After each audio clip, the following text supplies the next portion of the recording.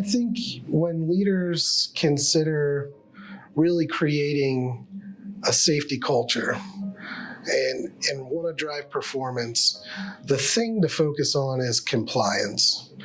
We see it time and time again where organizations, companies have really well thought out, formalized safety programs, and yet there are accidents. And you go, well, how could that be? How do we have an accident when we have this great program in place? And what we've seen over time is that those are examples where in a particular situation, somebody does something they weren't supposed to.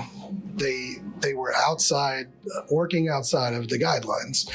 And so the key becomes, how do we enforce compliance in all situations? And really, I'll give you an example.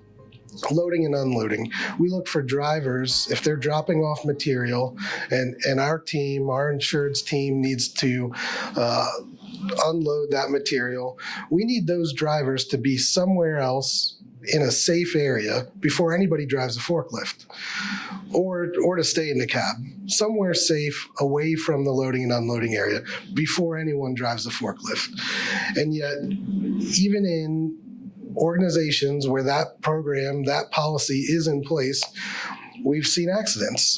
Well, the driver was friends with the people working that day, and so they were out milling about, carrying on, and now they're getting hit by a forklift. And believe me, that is not something anybody wants. It's not good. Those are very heavy forklifts. And so it's, how do we drive compliance across the board? And I've seen really two things, a two-pronged approach work to help do that. On the one side, incentives. Can you get guys to compete, to want to do the right thing? Are there incentives you can provide to help incentivize good behavior? Really powerful, really great stuff. And on the flip side, just a zero tolerance policy. Are we going to allow bad behavior, or do we have a zero tolerance policy? And the organizations that have the strongest safety cultures really have a zero tolerance policy in place. So guys know doing things outside the guidelines, not an option.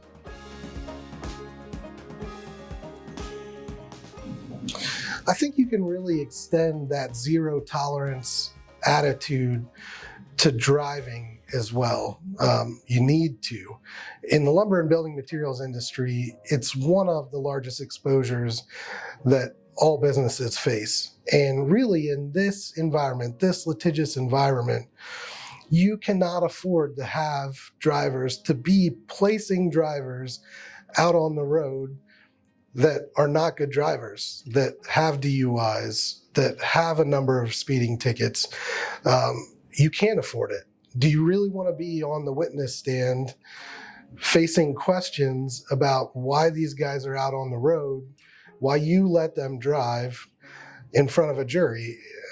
It's not where you want to be, believe me. And that's understanding that we're in an environment where drivers don't grow on trees. I mean, it is tough to find experienced, good drivers, but taking shortcuts, hiring guys that aren't suited for the job is not the right answer.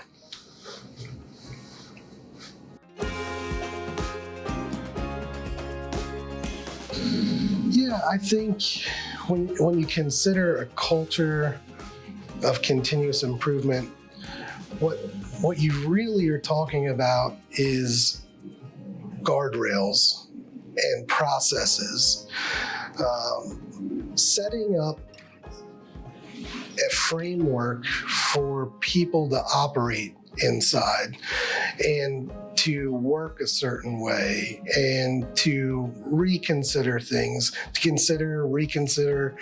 I think it's that piece that is most important, is providing the structure for that to happen.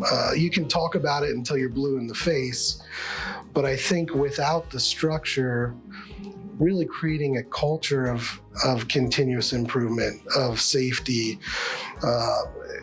you're kind of just wishing.